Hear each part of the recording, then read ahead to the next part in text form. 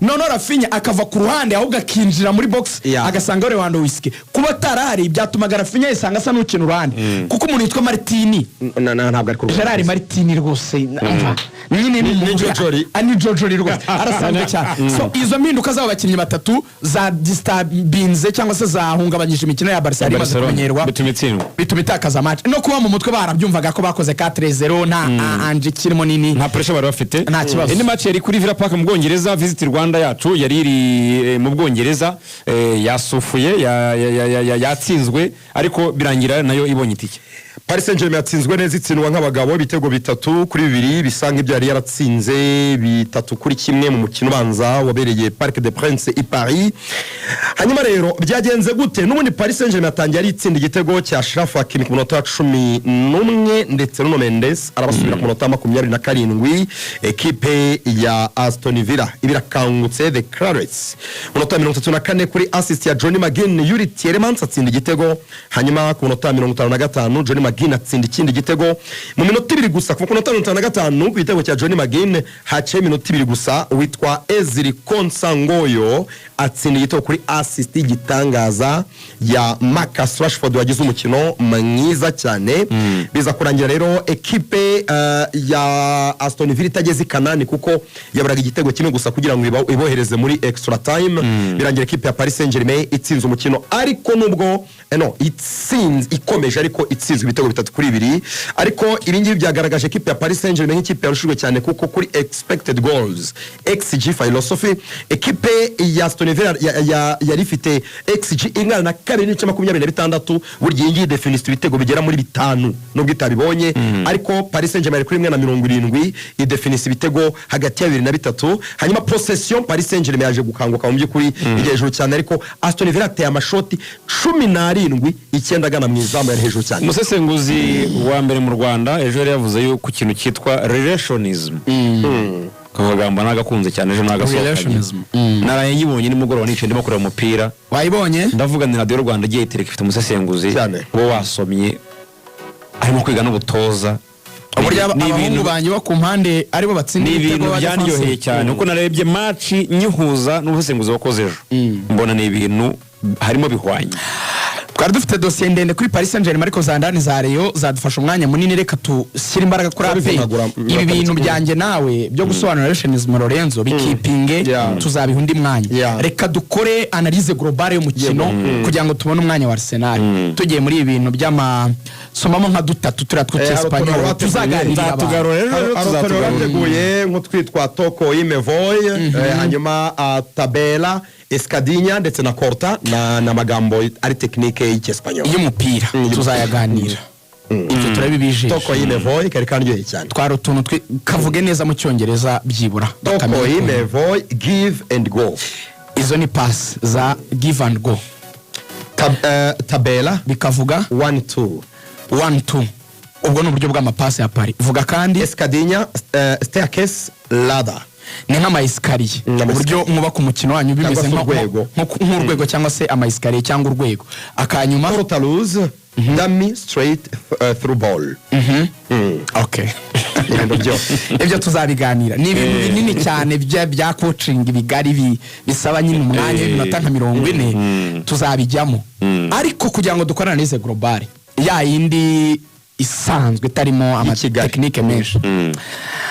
igitekerezo cy'umutoza Unai Emery yari yashyize abakinnyi benshi hagati mu kibuga inana riziri simple umuntu wese yatahana abakinnyi barimo aba bakurikira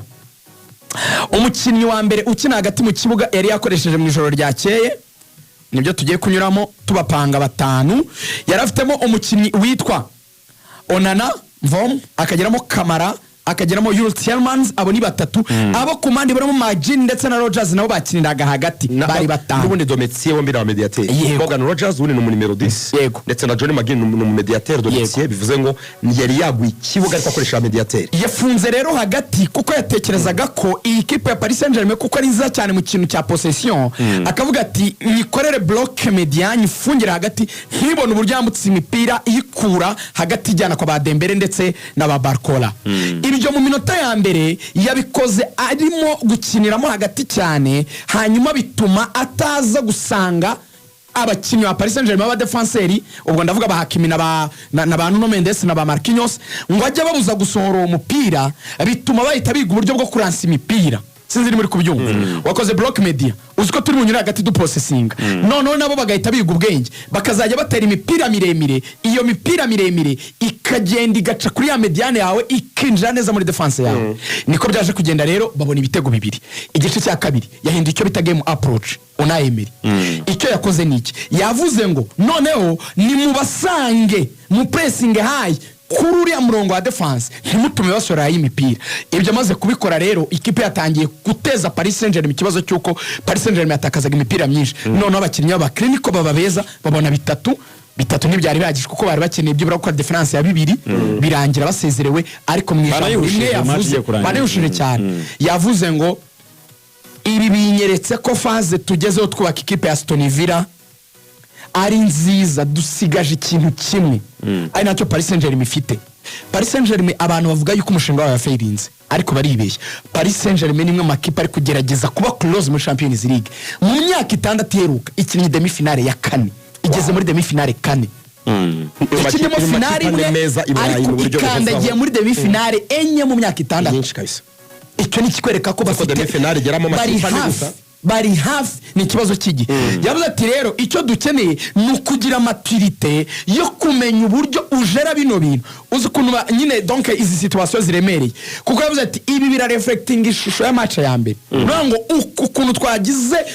rage uburakari bwo kumva ko tutasuzugurwa ahari yo tugira iyo comportement ku kibuga cyabo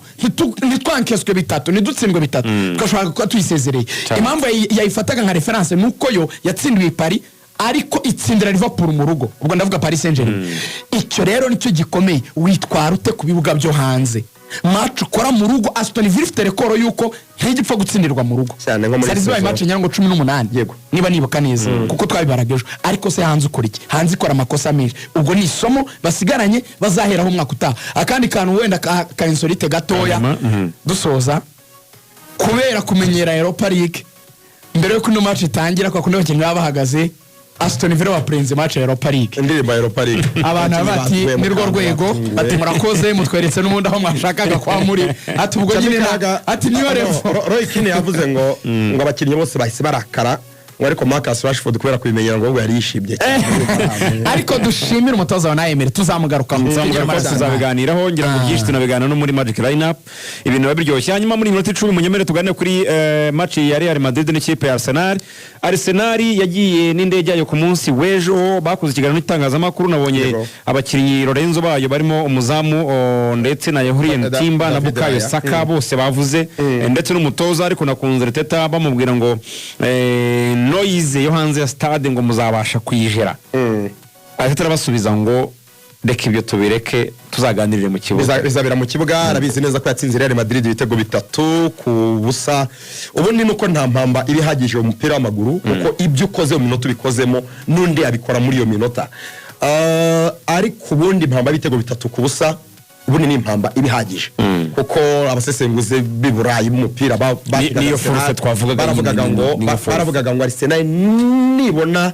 difference y'igitego kimwe bizaba bigoye cyane ariko nibasha kubona difference y'ibitego bibiri izagenda yumva yemye yabonye difference y'ibitego 3 abasesenguze none ubungu baravuga noneho ngo niba Arsenal yatsinda Real Madrid ibitego 3 muri mita kabiri gusa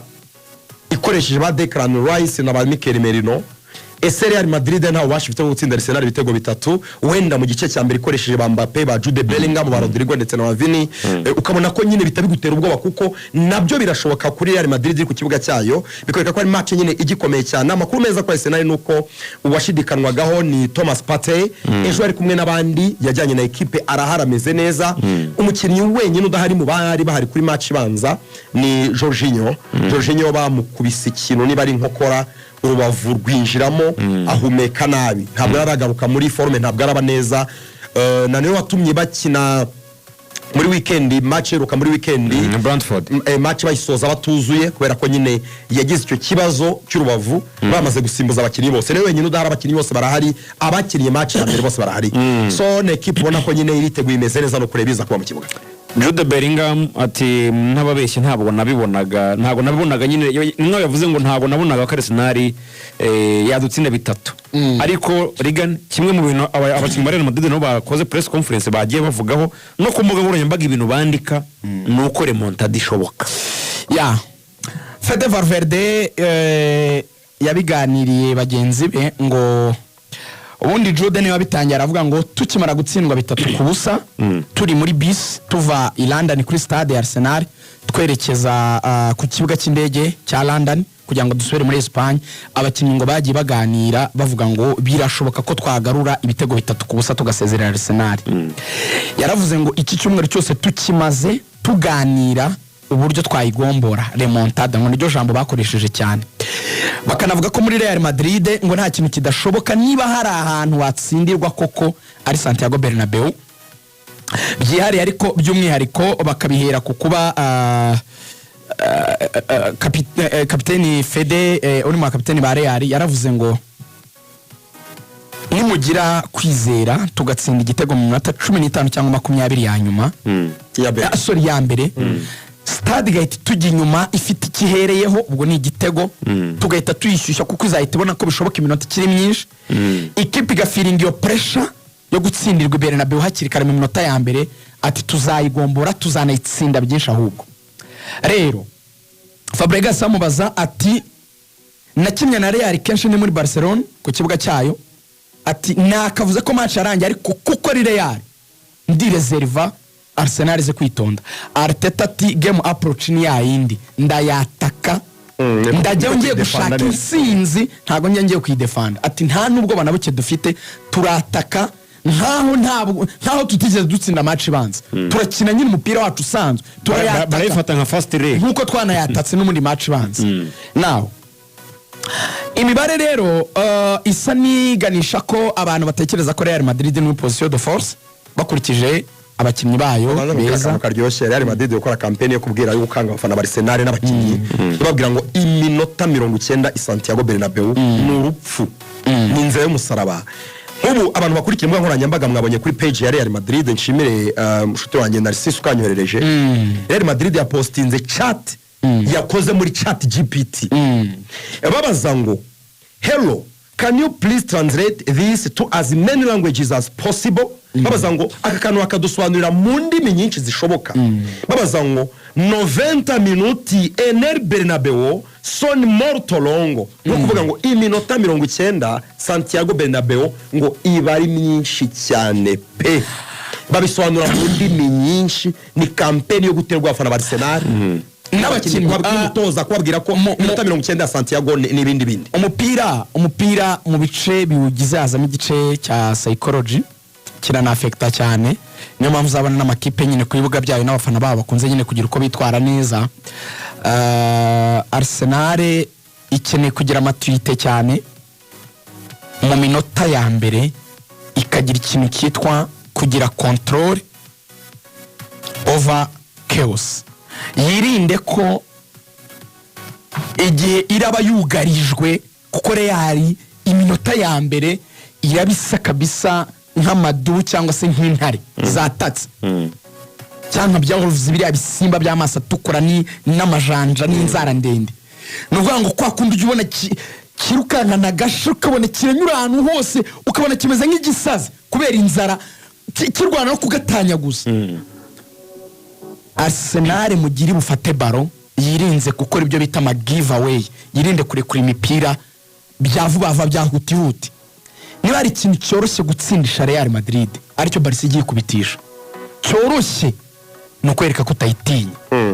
icyo nicyo bita control kwireba mu maso kwihangana control ni ukuvuga ngo nirekipera ndi Saliba nanjye ndaki Mbappe uyu munsi arashaka gupressa Vini urabona kabishaka bariruka cyane pe baraba biruka baraba bameze nk'abantu ewana ndabizi ndabyiteze ijoro bose barakora nk'imbwa zarwaye ibisazi ariko ufashe barokora iki niba game approach yawe nka Real Madrid nka Arsenal yubakiye mu gukina imipira yo hasi kandi ukayisohora neza ukontrola ama exit ya baro yawe akanyura kuri kapiteni Odegaard wigerageza ama long balls niba atari ukina be who you are, kina uko usanzwe ukina, wirinde gutakaza imipira gusa. Ibyo bisaba ubwenge, bisaba guhagarara neza, bisaba amadeplasement meza, kwideplasa neza mu ma espace kugira ngo mubone baro. Ubikontrola iminota 15-20 Real ntibone igitego, ikanabibona neza yuko muri uko gukontrola kwawe kuko ira pressing on the pitch kwegera cyane na irasiga ama espace, ikabona ukoze kona, ikabona ukoze kufu, ikabona ukoze ikintu gishaka kuyikura muri position zayo inyuma, gateza ibibazo by'amakuru kuko niba ari kipe yoroshye inyuma ni Real Madrid irahengeka, twese turabizi irashyiramo abakinnyi b'abana, irashyiramo abakinnyi badakina ku myanya yabo, ari ukubahengeka, ntifite ibisubizo. Imvune zayo turazizi. Fran Garcia ushobora no kwitanga igitego ahubwo noneho bigahumira ku mirari. Ikintu rero Real igira kinakanga amakipe menshi niki, nuko uyuguye muri uwo mutego wo gukangwa ba Pedri batajya bagwamo, ikagukubita kimwe